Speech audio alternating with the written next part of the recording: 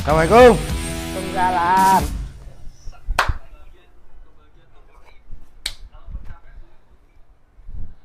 Terus Dik. Kowe iki lho, ngerti wong masak kok iso nglangkang-langkai koyo ngono iki. Engko nek ora ana panganan nesu. Oh, iya. Masake Mas. Lha iki cek masak. Heeh. Wah, pas. Wingi ra ana panganan ya urung dikeki kaya. Saiki wis bar piknik kayane ya durung. Iki tugasku apa meneh? Berarti kayaku tak dobel telu ya ora apa-apa wis. Ku tak krus lho Mas Ateng wingi wis tak kei sithik tan utang liyane. Utang. Lah kok utang? Lah ning nggone liya wae langsung langsung kuwi cung ngono. Ya Ora kan. pade.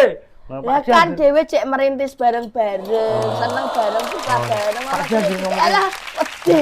Kan ngomongke kaya rada mlirit ya Budi Pak Dik. Heeh. Dekne nek ngono ki ya wis ngono ki. Iki Jumat lho. Heeh. Mas Ateng. Iki engko wayahe Jumat Gaul. gaul. Nongkrong ning pahlawan. Lah wis ra usah Kalau anak busan akeh. sistem liya ta ya. Kalau Serah. sistem. Daripada kowe ngomong terus, kowe toh ki ana pesenan sambel.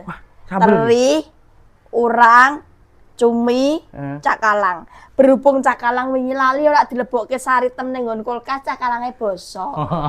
Iki telu wae. Saritem ya ora aku lho ya. Saritem lah. Yo, iki berarti langsung tok tugas iki. Iki manganku Ento bar gawe sambel. mangan terus. Mangan yo engko awan. Ya sambel sik. Iki ya. Heeh. Teri, Tarine goreng sik, Cumi. cumi, urang. urang. Wah, iki berarti 20 kap ya, Dik. Wah, jos iki. Iya. Berarti iki tambahi lho ya koyone lho. Kaya meneh. Kaya meneh, ora singkak, ora sing koyak kaya wae. Oh, jek mulai merintis koyak kaya wae.